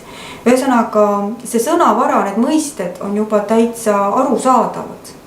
Ja ütleme, need religioosne mõte siis valatakse, ütleme, nendesse harjunud või juba arusaadavatesse mõistetesse, arusaadavasse keelde esitatakse arusaadavas hariduslikus vormis. Energia, kvant, magneet, võrre ja nii edasi, et see on mingi üks teemaatika käib nagu füüsika mõistete ümber, ma tean. Aga see tuleb ka läbi nende joogakursuste, meditatsioonide läbi selle siis? No jah, ühesõnaga, kui sa joogas käid või mediteerimas, siis ega seal väga palju jutustata, eks ole. Aga ja sa võid seda seal joogas ka sellisel viisil käia, et sa ei võta külge uue vaimsuse või budistlikke ideid või kristlasena võid ka käia joogas. Aga siiski reaalsus on see, et need, kes joogas käivad, ikkagi suurem osa on mõjutatud uuest vaimsusest, sellest ideestikust. Need joogaõpetajad, kes õpetavad ja pärast nad räägivad, et mis on jooga mõte. Et mis on see vaimne kontekst, milles joogat tehakse. See on ikkagi uus vaimsus. Lõppkokkuvõttes ta tuleb sellisel viisil välja. Budism kergemal moel, mil sa hakkad no ühesõnaga. tal on mingid seosed ja mingid algid ikkagi. jah, ütleme see budism mugandatud kujul on üks osa ainult uuest vaimsusest, sest et uus vaimsus, seal materjali tuleb ju erinevatest allikatest, mitte üksnes budismist, aga ikka erinevatest muudest allikatest ka. ja ühesõnaga muidugi osalejana võid sa säilitada näiteks sellise sekulaarse maailmavaate, noh kui juba öeldud kristliku maailmavaate osalejana, eks ole, näiteks käid mediteerimas, teed joogat, aga kui sa juba oled seal, ütleme selline, korraldad ise mingisuguseid kursusi, siis nende seas ma küll ühtegi ei tea, kes ei oleks uuest vaimsusest mõjutatud või kelle maailmavaadet sellisel viisil ei saaks märgistada, eks. Nii et seal on jah vahe. Ja enamus muidugi, kes osalevad, on ka mõjutatud. Kuidas on lood selle maausuga? Maausuga? Jah, maausuga.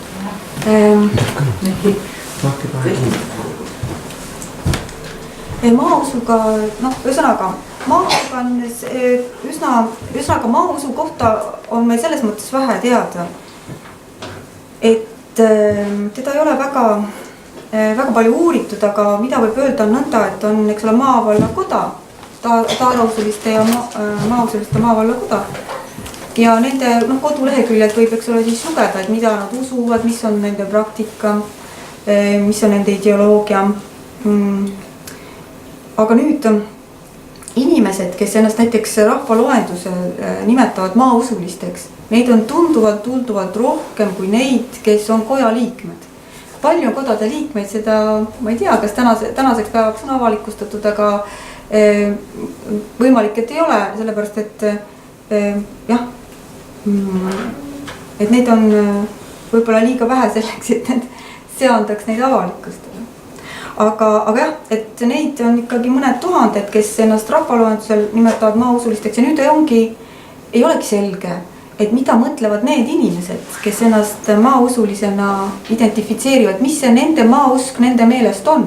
Et kui ta ütleb, et ma olen maausuline, siis mida ta mõtleb, kui ta ütleb, et ta on maausuline. Et see ei ole selge, sellepärast, et minu teada ei ole tehtud sellist uuringut, et oleks üles otsitud neid inimesi, kes ennast identifitseerivad maausulisena ja siis küsitanud, et mida tähendab sinu jaoks maausk. Et kui sa ütled, et sa oled maausuline, siis mida sa silmas pead või mis praktikad on või mille alusel. Nüüd täna tundub nii, et see on nüüd küll oletus, see ei ole kuidagi kinnitust leidnud, aga oletus on selline, et need on inimesed, kes on, ütleme, nad on mõjutatud rahvuslikust ideoloogiast, nad on, ütleme, loodusmüstikud, eks ole, neile meeldib looduses käia, nad leiavad oma sellise kõige sügavam pühadustunde looduses ja samas on see nii-öelda loodusmüstika seotud rahvusliku ideoloogiaga. Et see on selline oletus, ma arvan, et see on selle sisu. Ja muidugi mingil viisil võivad olla nad seotud või ka mõjutatud sellest maavalla koja ideoloogiast, aga mulle tundub, et seal on selline mingi teatud lõhe nende vahel. Aga jah, kui keegi uuriks, siis saaks teada. Loodusega on kindlasti mingid seotud. Jah.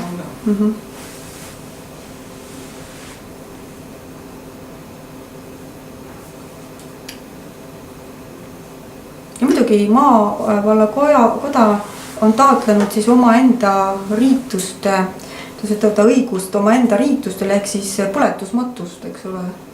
Et praegu ma täpselt ei tea, kuidas see kord on, et kuidas üldse tohib surnuga ringi käia ja mil viisil teda matta tohib, eks ole, aga vähemasti paar aastat tagasi küll ei tohtinud veel, ütleme, need põletusmatused, maausuliste põletusmatused olid ikkagi illegaalsed. Ma ei tea, kas nad täna on legaalseks muudetud. Just Vigala sass, kas temal ei olnud põletusmatus? Oli küll, aga lihtsalt see oli selles mõttes jah illegaalne.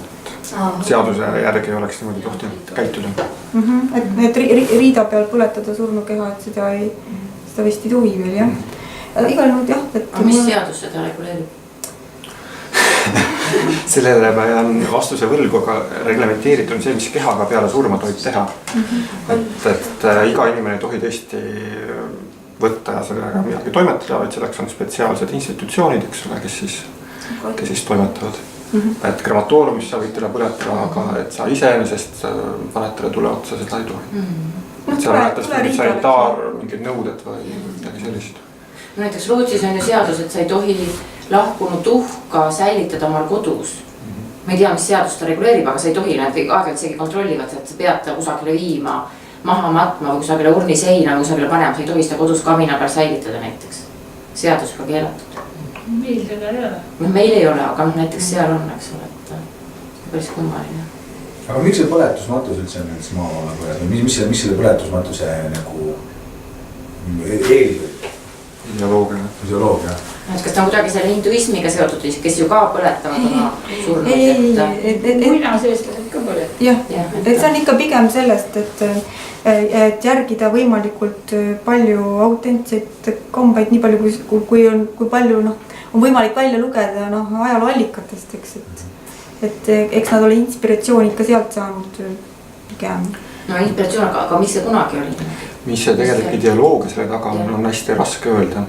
Aga faktid on see, et arheoloogias me näeme neid, mis on tehtud pärast nende luudega. Et ei ole tavaliselt kunagi ühtset skeletti ehk ühte indiviidi sinna maetud.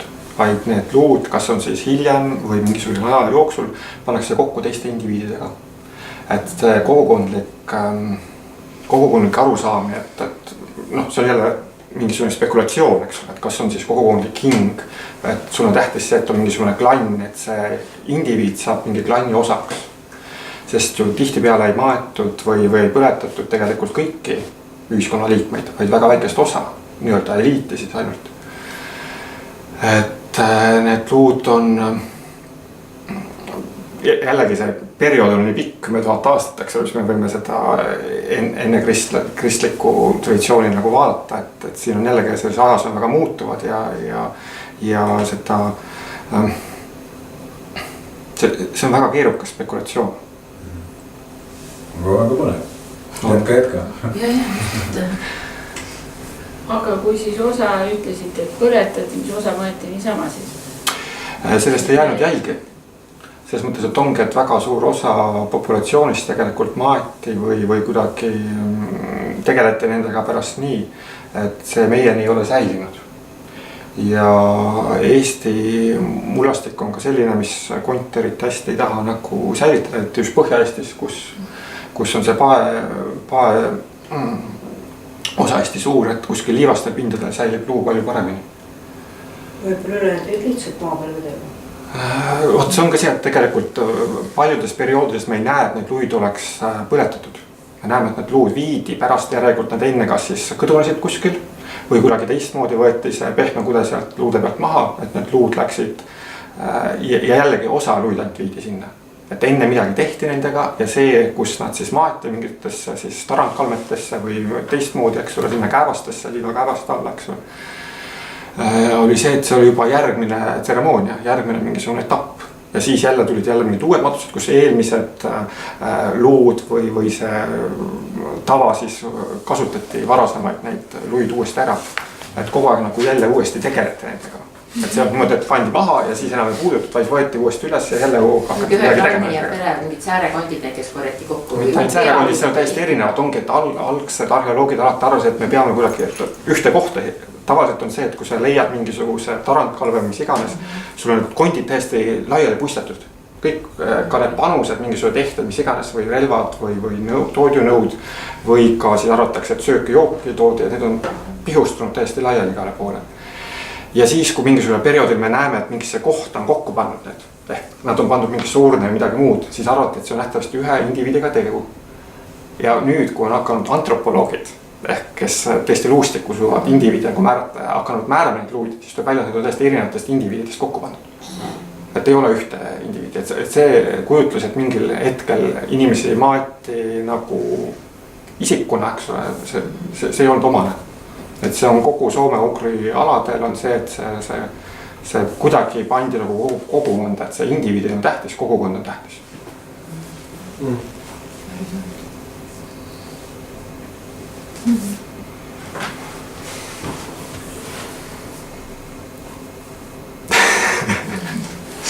ja see matmine indiviididel hakkas siis kristlusega seoses. See tuleb juba enne nii-öelda seda kristaliseerimist või risti usustamist on juba näha, eks ole, et on see ristiusk siia levinud, aga mitte läänest, vaid idast. Ja need matused on siis väga selgelt näha, eks ole, on erinevad kombestikud, kuidas pannakse, kuigi selles materiaalses kultuuris ei ole erinevust. Et need ehted ja muud asjad on kõik samasugused, aga see, kuidas see matmisviis, see on juba erinev. Ja näiteks sõnade folklooris või mitte folklooris, vaid etümoloogias võib siis näha, eks ole, kuidas näiteks seesama rist või mingisugused kristlikud terminid on tegelikult pärit slaavipoolsetest tulnud, eks ole. Ristiusk toodi meil hoopis nagu ida poolt siis? Vot see ongi see, et mingisugune katkestus, eks ole, et me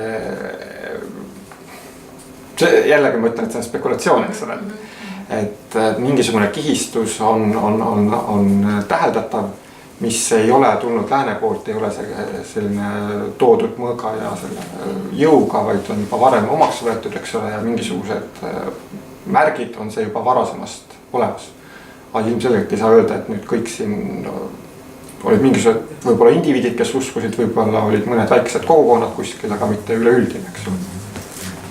Aga sõnavarasse see on mingid jälgi jätnud.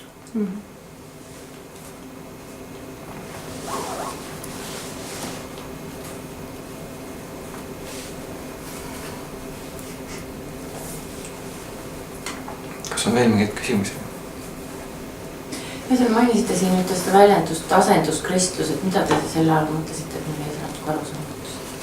See on siuke termin, ta sisu on lihtsalt selline, et inimesed, kes ei ole ise kristlased, heal meelel näeksid, et ühiskond oleks kristlik või et teised oleksid kristlikud või kristlased. See ei tähenda muidugi seda, et kõik, kes pole kristlased, sedasi arvaksid, et see on ikkagi mingi osa nendest, kes pole kristlased või kes ennast ise kristlasteks ei pea.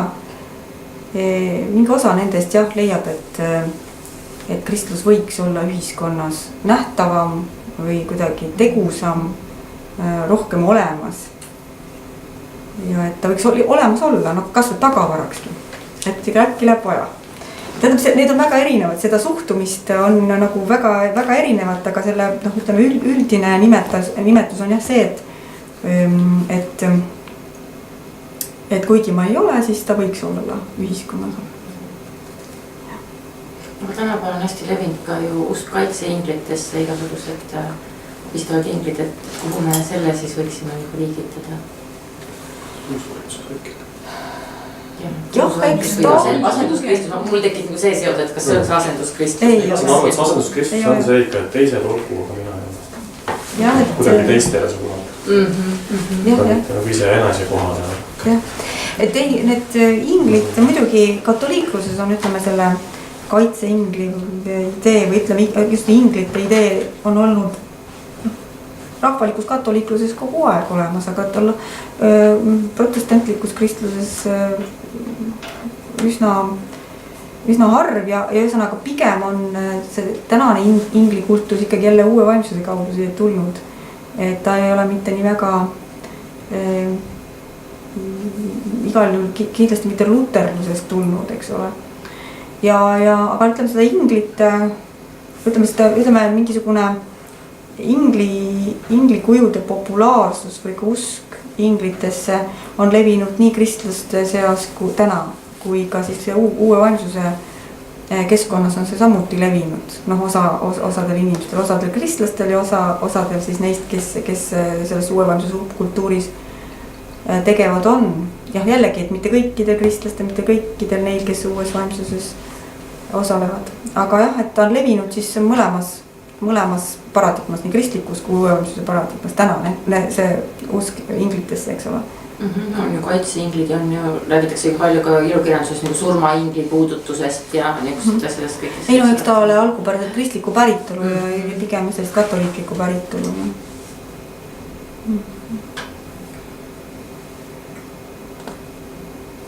Kas siis võib öelda, et ikka millesse või kellesse uskumine on ikka inimesele omane ja siis nagu ise varieeruvad siis need variandid ajalooga, kuidas ühte või teine? Jah, ta on omane ja ta on selles mõttes ka kuidagi kuidas seda nüüd seletada, kuidagi bioloogilise aluspõhjaga, sellepärast et ütleme selliseid kohtumisi vaimolenditega, noh ütleme, kus inimesed on kohtunud vaimolenditega, ükskõik on jumal või ingel või ma ei tea, mäevaim, metsaaldjas. Ühesõnaga selliseid kohtumisi on igas kultuuris, ükskõik millises inimkultuuri me võtame, siis selles kultuuris on, kuidas ütelda, muidugi uskumusi vaimolenditesse, seda küll, aga on olemas ka inimlikke kogemusi, et mingid konkreetsed inimesed on kohtunud vaimolenditega ja siis sellest siis tulenevalt arvatakse, et see on kuidagi, et religioon on niikuinii, eks ole, ta on mingis mõttes bioloogilise aluspõhjaga ja et see usk vaimolenditesse on samamoodi kuidagi inimliigile omane või et see kogemus ei ole võib-olla iga inimene oma elus seda kogemust ei koge, aga on küllalt palju neid selles mingisuguses inimkollektiivis, kes on kogenud ja kelle kogemuse najal see siis uskumusena levib, eks?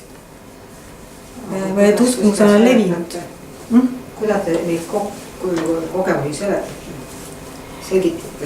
No ikka kultuuripäraselt, selles mõttes kultuurist lähtuvalt, eks ole, et seal, kus on Jumala, ütleme mingisugune kristlik kontekst, noh ütleme siis, kellega siis inimesed kohtuvad kristlikus kontekstis, Jumalaga, Jeesusega, Neitsi Maarjaga, inglitega, eks ole. Nemad näevad neid, aga mingisuguses loodusrahvaste kultuuris inimesed kohtuvad siis noh, nende vaimolenditega, kes elavad võib-olla seal metsas. Kuidas see kohtumine kui iseenesest? Ühesõnaga ikkagi sellise jumaliku olendiga kohtumine, kes siis annab edasi mingisuguse teate või ütleme selle, või selle kogemuse sisu võib ka puhtalt ainult see olla, et ma olen olemas, eks ole, see olendi sõnum on üksnes siis see, et ma olen olemas või ilmutab ennast inimesele. Inimene näeb või kohtub vaimuolendiga. Et on ikkagi olemas. Jah, olendid on olemas selles mõttes, et ütleme, et ma ütlen, inimkogemuse, seda kogemus neid kinnitab, ütleme siis niimoodi. Aga need sõnumid on erinevad, mida see olend võib siis inimesele edasi anda. Ma mõtlesin kogemusi, kuidas need tekivad. Kuidas selle teaduslikult selgitada, kas on ka kuidagi kinni pandud ja taas esitatud või? Ja ei, seda on uuritud küll jah, et missugused ajuosad või mis siis, jah, et mis võib sellist kogemust nii-öelda tekitada või et aga ütleme siis niimoodi, et see neuroteoloogia nii-öelda, et see on nüüd ütleme küll täitsa omaette teema ja et no mida on siis võimalik nii-öelda tagantjärgi uurida, kui inimesel on müstilised kogemused, ükskõik kas see kogemus siis hõlmab, et mõne vaimuolendiga kohtumise kogemust või kehast väljumise kogemust, eks ole, mingit selgelt nägemise kogemust. Ütleme seda erinevaid kogemusi, eks ole, et kui palju on seda võimalik siis tagantjärgi uurida, noh väidetavalt on võimalik.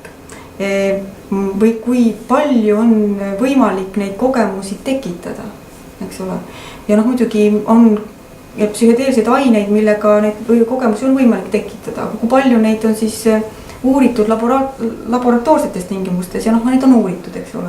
Aga see kõik on juba hoopis teine teema ja mina tunnen, et ma ei ole väga pädev rääkima sellel teemal, et selleks peaks kutsuma mõne teise inimese siia rääkima, kes oskaks teile võib-olla tundide kaupa jälle rääkida, et kui palju, et mil viisil inimaju, noh, tähendab, et jah, et mil viisil inimaju stimuleerides, mõjutades, kas me saame ikkagi päris selliseid kogemusi, mis on nii-öelda need autentsed ehtsad kogemused või mitte. Ja kui, ja et noh, et mis siis neid ehtsaid kogemusi võib tekitada, et kas see on siis reaalne kokkupuude või noh, kas need tekivad siis tõesti kokkupuutest vaimse maailma, kas on siis vaimsest maailmast tulenev impulss või siis see on üksnes nii-öelda ajutasandil toimuv kogemus, et noh, et see on küsimus, nendele küsimustele ei saa üheselt vastata täna ka. nagu need, kes on käinud nagu väidetavalt nagu teiselt pool ära ja näinud seda ja tagasi kutsutud elul, et noh, neid on ju siis uuritud ju täpsemalt, et äkki kommenteeriti neid natukene rohkem? ei noh, kindlasti on uuritud, kui me räägime surmast, on tagasi surmalähedase kogemuse juurde ja need põhimõtteliselt need surmalähedased kogemused, mis inimestel on, see kogemus ise ju ei mõjuta kedagi peale tema enda, eks ole, aga see nüüd, kui sellest kogemusest saab see kogemusjutustus või ütleme selline lugu sellest kogemusest, see läheb liikvele ühiskonnas ja see on midagi, mis mõjutab juba teisi inimesi, mis hakkab mõjutama meie arusaamu elust, surmast, inimese hingest, eks ole. Ja kahtlemata on tänaseks need surmalähedasi kogemusi uuritud küll ja küll.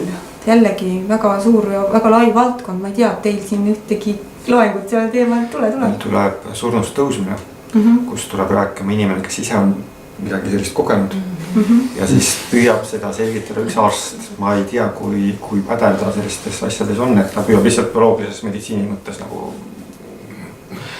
tõlgendada seda, mis siis inimene võis tunda, mida ta võis tegelikult näha, mis on need bioloogilises mõttes need piirid. Aga kui kursis ta on sellega, eks ole, mis on need uuringud, ma seda jään vastuse võlgu. Eestis selle peale tegeletud? No mina soovitaksin küll kutsuda näiteks Ronald Karo siia Tartu Ülikoolist, et tema rohkem uurinud küll müstilist kogemust ja kirjutanud ka sellel alal doktoritöö, see väga nüüd surmalähedasi kogemusi ei hõlma. Aga küllap ta oskaks ka nendest surmalähedastest kogemustest rääkida. Et just võib-olla selle ajuuuringute koha pealt, aga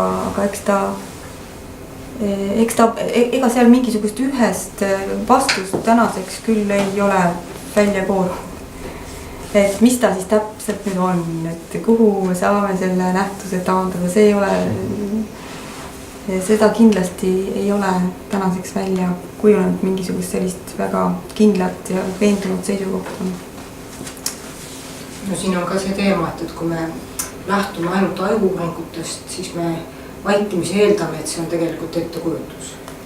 Jah, aga seal on selliseid kogemusi, mida ei saa mitte kuidagi ettekujutusele taandada, nii et noh, et sealt see asi hargnema hakkab, eks ole, et kus tulevad ette juba need, ütleme sellised, ütleme, jah, kus tulevad mängu lihtsalt ka uskumused, kas või ka materialistliku maailma uskumus see, et sellist asja saa olemas olla, ometi on ja mis siis saab, mis siis edasi saab. Ja siiamaani ei oska nagu sellele küsimusele ei ole keegi veel vastanud. Seda, et need kogemused nagu mingis mõttes panevad kahtluse alla selle materialistliku maailma pildi, et inimene saab läbi nende kogemuste midagi sellist, mida ta oma aju sees ei tohiks saada. Just, täpselt. Okay. Seda muudab seda järgnevalt. Saab mingit informatsiooni kuidagi või midagi, mis ei peaks olema talle kätte saada. Ja ütleme, et mis ei peaks... Sealt on midagi kuul. Kui sa pead teiselt poole ära, et kus sa siis ära käid?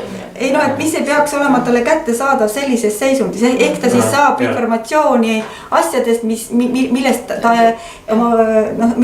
ta ei tohiks saada sellises olukorras, nagu ta on. Ma saan aru, et siia käib näiteks see, et ma kas või selles samas ruumis toimuvat, ma tean, mida inimesed rääkisid ja tegid, ehkki väljaspoolt vaadelda, sa olid silmad kinni, ma olin teadvuseta kõik. Jah, no täpselt ja nüüd ongi küsimus, et kas me, noh, seal on väga, ütleme sellised suht hästi dokumenteeritud juhtumeid, vast kõige kuulsama Pam Reynoldsi juhtum 1991. aastast, kus siis tema kogu see, mis toimus nii-et operatsioonisaalis on vist sekundi-minuti pealt dokumenteeritud, nii et ja seal ümber on kõvasti siis vaieldud, eks ole, aga ega see, noh, ütleme materialistliku maailmavaate seisukohalt need skeptilised vaated, ega nad ei ole kuidagi veenvad.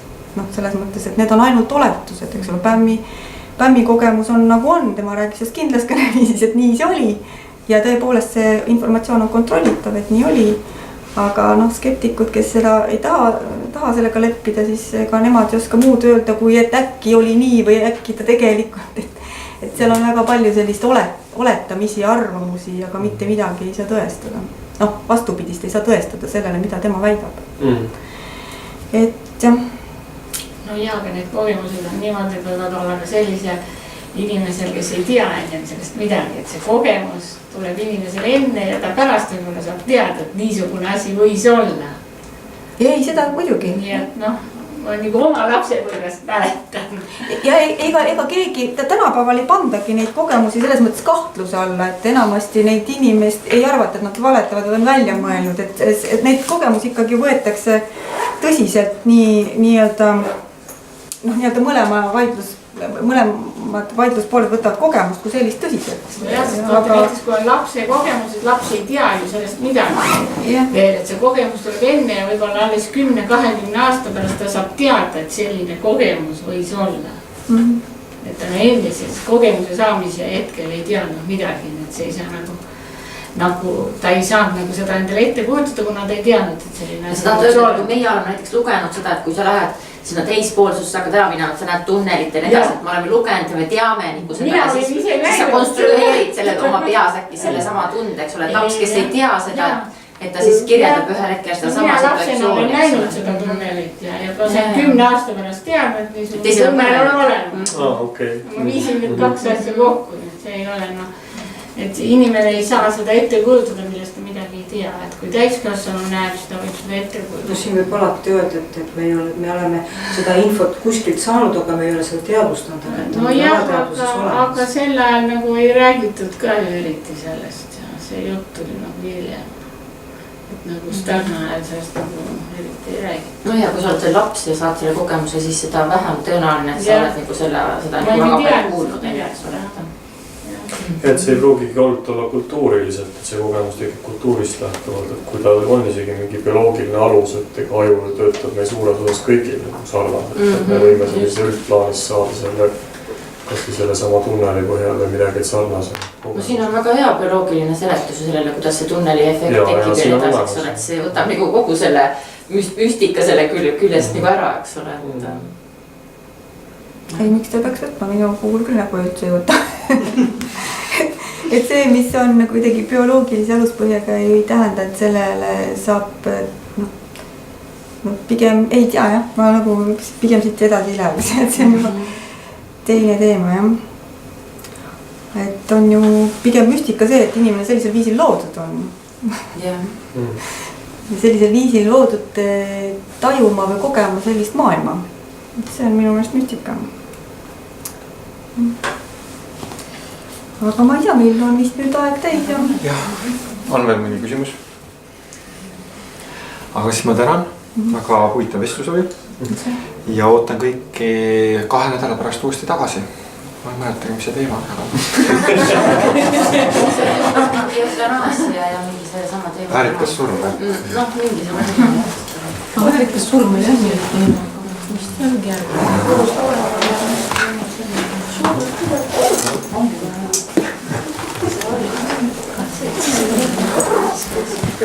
siis saab selle surnust tõusmisega siis jätkata sellel teemal siis arutelu.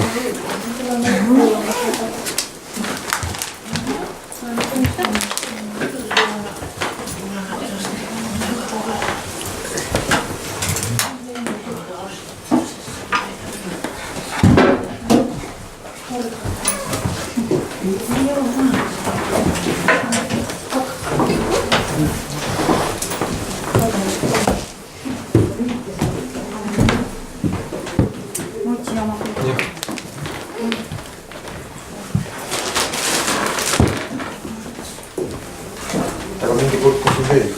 See ei ole minu maa.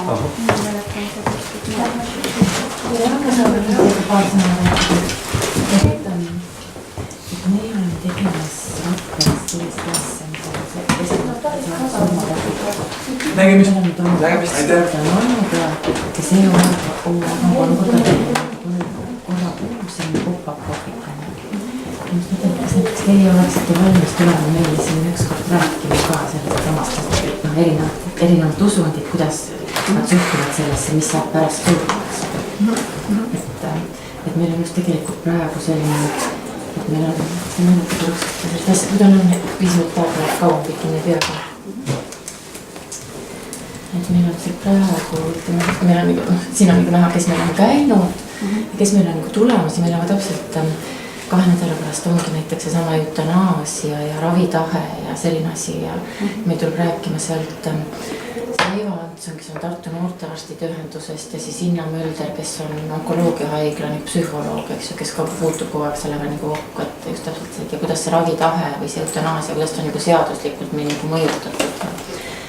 Ja siis aprillikuus on meil Jaan Tammsalu, kes räägib ka natukene siis ütleme nagu kristlikku nägemust natuke seda, aga just see, et kuidas erinevad usundid nagu millist väljendut nad näevad sinna, et kas teie näiteks oleksite valmis tulema siia rääkima, sest see tegelikult see ma vaatasin, et see oli nagu päris huvitav, inimesi tegelikult huvitab see, et see toimub nagu Rakvere teatrikohvikus. Selge, aga palju teil seal umbes inimesi on? No seal on, meil on siiamaani olnud kusagil 25 inimesega kanti on ju.